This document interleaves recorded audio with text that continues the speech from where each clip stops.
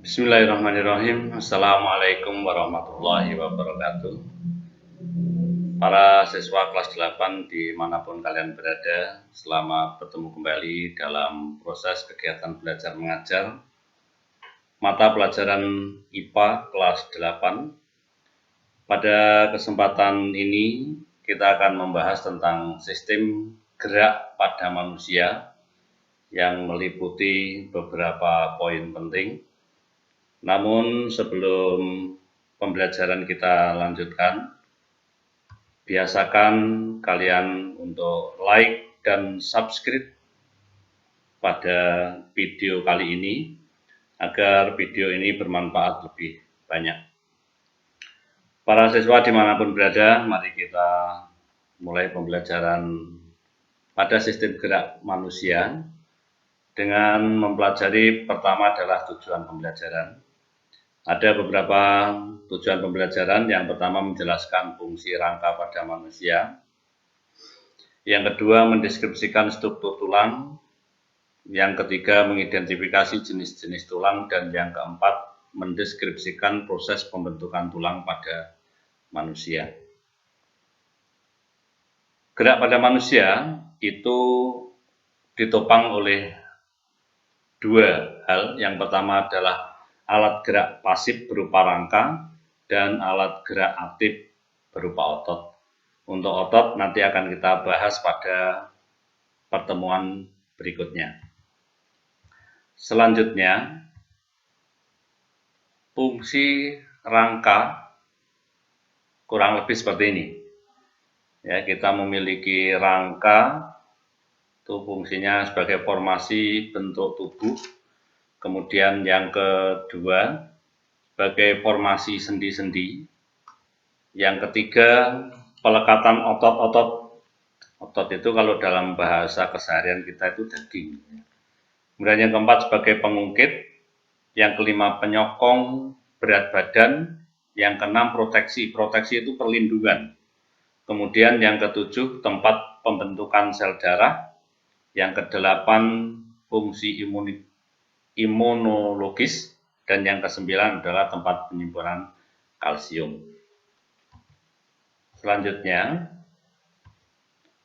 pengelompokan rangka manusia itu dibagi menjadi dua. Rangka aksial, aksial itu tengah, kemudian rangka apendikuler. Apendikuler itu alat gerak, ya, nanti akan kita bahas secara sekilas. Rangka aksial itu terdiri dari 4 bagian. Ada tulang tengkorak atau kranium, tulang belakang kolumna vertebralis, tulang dada sternum, dan tulang rusuk costa.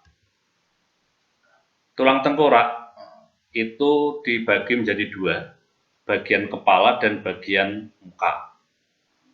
Bagian kepala itu ada tulang ubun-ubun, kepala belakang, baji, dan pelipis.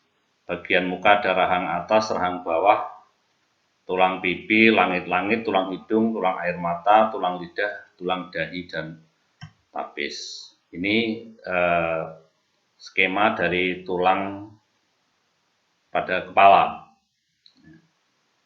Selanjutnya, tulang belakang.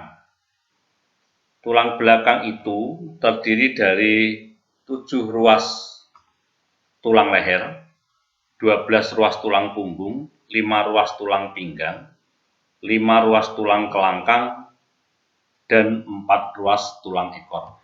Gambarnya kurang lebih seperti ini. Ya.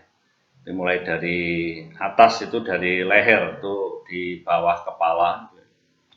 Ini bagian cervical vertebrae, ada di paling atas. Kemudian ada 12 ruas tulang punggung, 5 ruas tulang pinggang, 5 ruas tulang kelangkang, dan 4 ruas tulang ekor. Selanjutnya, tulang rusuk atau bahasa biologinya adalah costa. Ini ada 3 bagian.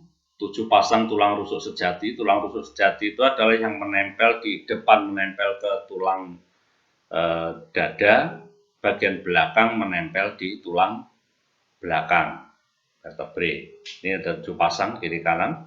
Kemudian 3 pasang tulang rusuk palsu. Tulang rusuk palsu itu bagian depan menempel secara bersama-sama ini, menempel pada tulang rusuk sejati paling bawah. Sedangkan yang belakang menempel pada tulang belakang. Terus yang ketiga ini, ada 2 pasang tulang rusuk melayang, costa fluctuantes. Nah, dikatakan melayang karena ini tidak melekat pada tulang dada di bagian depan. Dia hanya melekat pada bagian tulang belakang. Itu tulang rusuk. Ini tulang dada atau sternum. Sternum itu bagian depan ini ya. Bagian depan ke bawah ini. Selanjutnya, rangka apendikuler.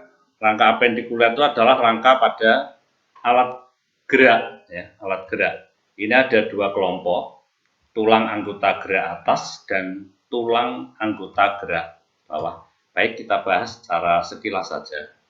Tulang anggota gerak atas itu terdiri dari, ya ini 2, ini kan kiri dan kanan gitu ya. Tulang lengan atas, humerus, tulang pengumpil, tulang hasta, tulang pergelangan tangan, karpal, tulang telapak tangan metakarpal, dan tulang jari atau phalanges. Kurang lebih gambarnya seperti ini. Ya. Ini mulai dari lengan atas sampai pada ujung jari. Yang berikutnya adalah tulang anggota gerak bawah.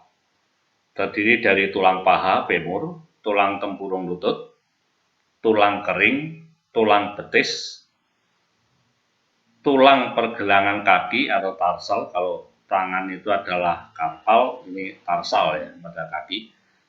Tulang telapak kaki, metatarsal, dan tulang jari kaki, serta gelang panggul.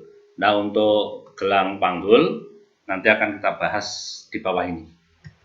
Nah, ini untuk gelang panggul. Gelang panggul ini sebenarnya akan membentuk persendian ya antara tulang panggul dengan kaki ya, dengan paha atas.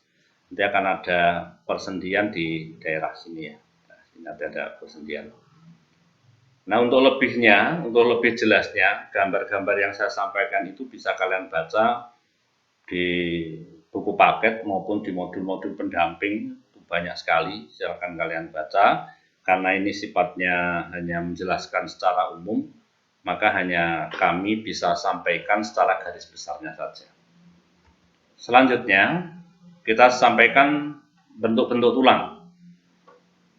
Ada beberapa bentuk tulang, tulang pipa, tulang pendek, tulang pipih, dan tulang tidak beraturan. Ini masing-masing punya ciri khusus ya, punya ciri khusus yang saya yakin kalau kalian membaca itu sudah bisa membayangkan bentuknya. Nah, ini tulang pipa, ini biasa terdapat pada tulang paha. Kalian yang suka makan ayam, terutama adalah paha bawah, ini masih akan menemukan tulang yang bentuknya seperti ini. Ini kalau pada ayam ya, karena tidak diperkenankan untuk merusak ataupun mengganggu tulang pada manusia. Tulang pipa bentuknya seperti pipa panjang silindris ya, ada 2 ujung ya, ujung atas dan bawah. Dan yang kedua ujungnya membulat tersusun atas tulang rawan. Yang ketiga, bagian tengah bernama metafise dan berongga yang berisi sumsum tulang, ada sumsum tulang merah dan sumsum tulang kuning. Silakan nanti dipelajari lagi, dibaca-baca lagi pada buku penunjang. Terus tulang pendek, ini bentuknya memang pendek, ini tulang yang lebih kecil, bentuk hampir seperti kubus atau bulat, dapat bergerak bebas, ditemukan pada tulang telapak tangan dan kaki. Kalau tulang panjang tadi bisa ditemukan pada lengan atas, lengan bawah, paha atas, paha bawah, itu contoh tulang panjang. Bentuk tulang yang ketiga adalah tulang pipi. Ini mohon maaf, ini bukan gambar martabak manis ya. Ini adalah tulang pipih yang diiris tipis, kemudian diamati. Ini berbentuk lempengan pipih yang lebar, kemudian fungsinya melindungi struktur tubuh di bagian bawah. Ditemukan pada tulang kepala, tulang usus, tulang rusuk, dan tulang dada atau taju pedang. Bentuk tulang yang keempat adalah tulang tak beraturan. Ini memang bentuknya tidak beraturan, mau dikatakan pipih, pipa, pendek pun juga tidak masuk ke dalamnya. Nah, ini cirinya bentuknya kompleks yang berhubungan dengan fungsi khusus. Ini ditemukan pada tulang rahang, baik itu rahang atas ataupun rahang bawah, kemudian pada ruas-ruas tulang belakang. Itu beberapa bentuk tulang yang dapat kita sampaikan. Kemudian selanjutnya adalah jenis-jenis tulang. Dibagi menjadi dua, yakni tulang rawan dan tulang keras. Tulang rawan ada 3 kelompok, tulang rawan hialin, fibrosa, dan elastin. Silakan dicari sendiri untuk penjelasan dan contohnya. Tulang keras ini terdiri dari osteosit dan matriks yang berisi kolagen dan mineral. Ini juga bisa kalian baca pada buku-buku referensi yang kalian miliki. Kalian browsing di internet pun juga sangat banyak materi ini. Nah, ini beberapa istilah dalam tulang, mulai dari bahan pembentuk tulang sampai tulang keras. Ini beberapa istilah yang berkaitan dengan tulang. Ada osteoprogenator, merupakan sel khusus yang mampu berdiferensiasi menjadi osteoblast, terdapat di bagian luar membran ya, pada periosteum. Kemudian ada istilah osteoblast, osteosit, ada osteoklas. Nah, fungsi dari osteoklas sendiri adalah untuk perkembangan, pemeliharaan, perawatan, dan perbaikan tulang. Ini beberapa istilah yang terkait dengan tulang. Kemudian berikutnya kita akan sampaikan sedikit secara sekilas proses pembentukan tulang atau osifikasi. Ini diawali pada bulan kedua di dalam kandungan. Pada manusia itu terjadi proses penulangan, ya, yang diawali dengan jaringan embrional atau jaringan mesenkim membentuk rangka yang berupa tulang rawan. Jadi tidak langsung menjadi tulang keras. Prosesnya sangat rumit dan cukup panjang. Kemudian kartilago dirusak oleh kondroblast, sel pembentuk tulang rawan, dan terbentuklah rongga yang terisi osteoblast atau sel pembentuk tulang keras hingga terbentuk tulang keras. Nah, pada saat bayi lahir itu ada beberapa bagian tubuh yang tulang-tulangnya belum begitu kuat, sehingga harus hati-hati. Misalnya pada bagian kepala itu harus dijaga dengan baik, sehingga tidak boleh ditekan ataupun diapakan sampai umur beberapa bulan. Tuh. Ini tampilan terakhir pada materi kita kali ini. Untuk persendian dan otot akan kita bahas pada pertemuan yang akan datang. Terakhir kami sampaikan selamat melanjutkan aktivitas. Jangan lupa baca buku referensi, penunjang, buku paket, dan lain sebagainya. Karena ini sifatnya hanya secara sekilas, sehingga lebih jauh, lebih banyak silahkan kalian baca buku yang dimiliki.